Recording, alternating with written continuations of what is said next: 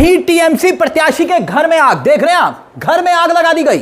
दूसरी तरफ ममता बनर्जी के भतीजे अभिषेक बनर्जी पर एफआईआर दर्ज कर गिरफ्तारी की तलवार। इतना ही नहीं, तीसरी तरफ टीएमसी के उम्मीदवार, उनकी गिरफ्तारी, जी हां, उनकी गिरफ्तारी कर ली गई। और वहीं नमाज पढ़ने पर रोक वाली खबर, बंगाल में सरकार बनते ही गिरफ्तारियों का दौर शुरू हो गया।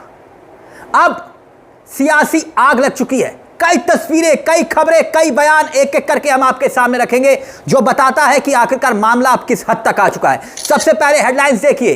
हेडलाइंस क्या है? सबसे पहली हेडलाइंस, मैंने राजनीति में आकर गलती कर दी, टीएमसी प्रत्याशी के घर में लगी आग, घटना के बाद क्या क्या बोली स्वप्न बर्मन।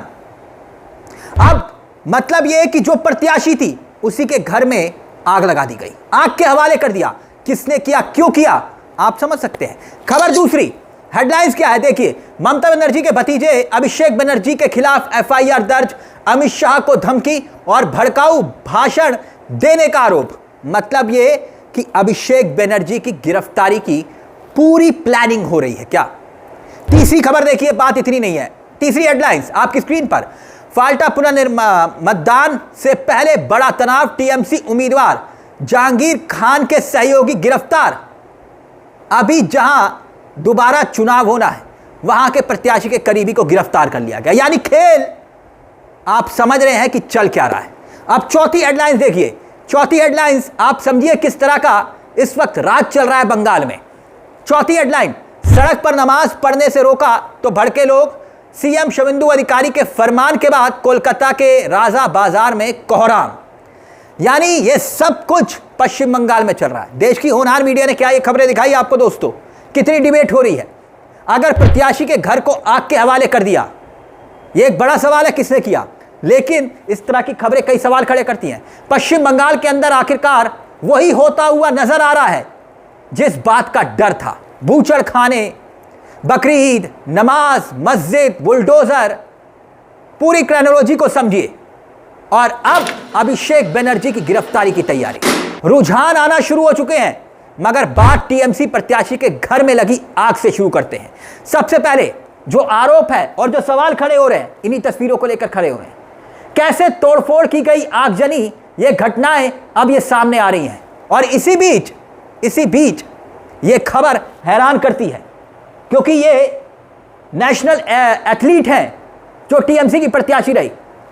ये खबर जो है जलपाईगुड़ी में राजगंज विधानसभा है, वहां की खबर है। तृणमूल उम्मीदवार जो गोल्ड मेडलिस्ट हैं, गोल्ड जीतने वाली एथलीट स्वप्न बर्मन, उनके घर को आग के हवाले कर दिया गया। और इस खबर ने कई सवाल खड़े कर दिए। और वो ये कह रही है कि भाई मैंने राजनीति में आकर बहुत बड़ी गलती कर दी। अब इस मामले को लेकर अभिषेक बनर्जी बकायदा टीएमसी के जो नंबर 2 हैं, उन्होंने बकायदा एक ट्वीट किया है। और आप सोचिए जरा, इस वक्त देश की होनहार मीडिया जो है वो इन तस्वीरों को क्या दिखा रही है, किस पे चर्चा कर रही है। अभिषेक बनर्जी ने जो ट्वीट किया है वो भी देखिए, और फिर उसके बाद अभिषेक बनर्जी पर गिरफ्तारी की तलवार कैसे लटक रही है वो भी बताएंगे। ये ट्वीट में लबोलबाब, ट्वीट बहुत लंबा है अभिषेक बनर्जी ने जो सोशल मीडिया पर लिखा है, इन्हीं तस्वीरों को साझा करते हुए। लेकिन अभिषेक बनर्जी कुल मिलाकर, अंग्रेजी में इसका हिंदी तर्जुमा कर देता हूं, आरोप बीजेपी पर लगा रहे हैं, ये कहते हुए कि कल बीजेपी बंगाल टैग करते हुए बीजेपी के गुंडों ने उनके घर में आग लगा दी। बात यहीं पर खत्म नहीं होती, नमाज वाली खबर पर भी हम आएंगे। लेकिन अब जरा ये दूसरी हेडलाइन जिसका हमने जिक्र किया था, दूसरी हेडलाइन क्या थी? ममता बनर्जी के भतीजे अभिषेक बनर्जी के खिलाफ एफआईआर दर्ज, अमित शाह को धमकी और भड़काऊ भाषण देने का आरोप। मतलब अभिषेक बनर्जी की भी गिरफ्तारी की तैयारी हो रही है। क्या ऐसा ही है? खबर क्या कहती है वो समझिए।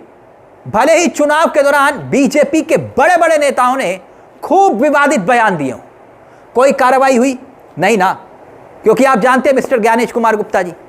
मगर यह खबर क्या बताती है? यह खबर देखिए आपकी स्क्रीन पर, जो खबर बताती है कि डायमंड हार्बर जो इलाका है जहां के सांसद है अभिषेक बनर्जी, वहां राजीव सरकार नामक एक सामाजिक कार्यकर्ता ने शिकायत दायर की है। और आरोप क्या लगाया है? अभिषेक बनर्जी ने चुनाव प्रचार के दौरान कई स्थानों पर भड़काऊ भाषण दिए थे और केंद्रीय मंत्री अमित शाह को धमकी दी थी। यानी अभिषेक बनर्जी भी निशाने पर आ चुके हैं। और ये सामाजिक कार्यकर्ता जो लिखा हुआ है, आप जानते हैं सामाजिक कार्यकर्ता का मतलब क्या है, आप समझ रहे होंगे। मगर मामला कितना गंभीर है वो समझिए। अभिषेक बनर्जी पर एफआईआर में आरोप क्या लगाए गए कि इन्होंने भाषणों से आपसी दुश्मनी को आपसी दुश्मनी को बढ़ावा मिला इनके भाषणों से, और सामाजिक शांति भंग हुई है, इस खबर में लिखा हुआ है। तो आप बताइए बीजेपी नेताओं के बयानों से कितना भाईचारा बढ़ रहा था ना। अगर देखिए इसमें जो लिखा हुआ है, अगर वाकई में उन मामलों में मुकदमे दर्ज हुए हैं तो फिर फंस सकते हैं। क्या है, केंद्रीय गृह मंत्री अमित शाह को भी धमकियां दी गई, इस खबर में लिखा है। बताइए अमित शाह को भी कोई धमकी दे सकता है बाकायदा? सोचिए जरा, खबर में यह भी लिखा है कि इसमें कई धाराएं गैर जमानती हैं जो दंगों के लिए उकसाने, कई समूहों के बीच नफरत फैलाने और गंभीर धमकी देने से संबंधित हैं। और जो धारा है वो देखिए धारा क्या है, क्योंकि पूरी प्लानिंग लग रहा है हो चुकी है अभिषेक बनर्जी की गिरफ्तारी की।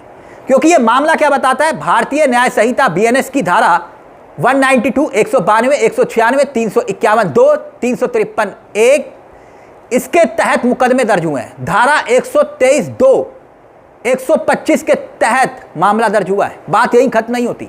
अब जल्दी से एक और खबर मैं आपको दिखाता हूं, फिर उसके बाद नमाज वाली खबर पर भी आएंगे। हेडलाइन देखिए, एक और हेडलाइन क्या है, फाल्टा पुनर्मतदान से पहले बड़ा तनाव, टीएमसी उम्मीदवार जहांगीर खान के सहयोगी गिरफ्तार। यह खबर क्या बताती है दोस्तों, जहां चुनाव वहां का प्रत्याशी का करीबी गिरफ्तार कर लिया गया, बात खत्म। खबर बताती है कि फाल्टा पंचायत समिति के उपाध्यक्ष सैदुल खान को गिरफ्तार किया गया है और उन पर हत्या के प्रयास और राजनीतिक हिंसा भड़काने पर आरोप लगे हैं, और इसलिए तुरंत उनको गिरफ्तार कर लिया गया। क्योंकि फाल्टा विधानसभा क्षेत्र में 21 मई को दोबारा से मतदान होने हैं, 24 तारीख को नतीजे आने हैं। तो उससे पहले यह गिरफ्तारी कई सवाल खड़े कर रही है टाइमिंग को लेकर। अब आते हैं नमाज वाली खबर पर। एक के बाद एक खबरें आ रही हैं दोस्तों, और ये सब कुछ बीजेपी के राज में हो रहा है, लेकिन देश की होनहार मीडिया चुप। अब देखिए नमाज वाली खबर, पूरा का पूरा योगी यूपी मॉडल चल रहा है। भाईचारा बढ़ाने के लिए शुभेंदु अधिकारी, कुछ जगह पर नमाज को लेकर खबर सामने आई है कि उन्होंने रोक लगा दी है। नमाज जहां पर बरसों बरस पढ़ी जा रही थी, वहां पर अब नमाज को लेकर रोक लगा दी गई है। ऐसी भी खबरें सामने आ रही हैं कि भाई बकरीद आने वाली है, और बकरीद से पहले बूचड़ खानों को लेकर, मवेशियों को लेकर सरकार की तरफ से कुछ गाइडलाइंस सामने रखी गई हैं। अब आपको याद होगा ही, बताने की जरूरत तो है नहीं, कि कैसे उत्तर प्रदेश में भी यही सब कुछ चलता आ रहा है। और इसी तरीके से शुभेंदु अधिकारी, जब उन्होंने शपथ ली और शपथ के पहले दिन ही कह दिया था, यानी शपथ लेने से पहले ही कह दिया था, जब वो मुख्यमंत्री नहीं बने थे, सबका साथ, सबका विकास, सबका विश्वास, ये सब बंद करो, तो तभी से ही ये साफ हो गया था कि शुभेंदु अधिकारी अगर सीएम बनेंगे तो वो क्या करेंगे। और अब ये जो खबरें आ रही है ना बैक टू बैक, वो यही बता रही हैं कि कितना भाईचारा इस वक्त जो है पश्चिम बंगाल में हर चौराहे पर बांटा जा रहा है। और ये खबरें बता रही हैं कि अब बंगाल के भीतर चलने क्या वाला है। इस पूरे मामले को लेकर आपकी क्या राय है? आपको लगता है कि क्या वाकई में अभिषेक बनर्जी को गिरफ्तार करने की तैयारी हो चुकी है? और एक प्रत्याशी के घर में, यानी चुनाव हार गए तो उनके घर में आग लगा दो, इस तरह के आरोप लग रहे हैं। बुलडोजर, बकरीद, नमाज, मुसलमान, झटका, यही सब कुछ अब चलने वाला है पश्चिम बंगाल में। यकीन मानिए ये अभी आगाज है, क्योंकि ये है शुभेंदु सरकार। इस पूरे मुद्दे को लेकर अपनी राय कमेंट बॉक्स में दे दीजिएगा। मुझे तिलक चावला को दीजिए इजाजत। एक छोटी सी दरख्वास्त, चैनल को सब्सक्राइब करना मत भूलिएगा। मंच आप ही का है, जहां हम सिर्फ खबर नहीं दिखाते बल्कि खबर के पीछे की खबर भी बताते हैं। नमस्कार, जय हिंद, जय भारत।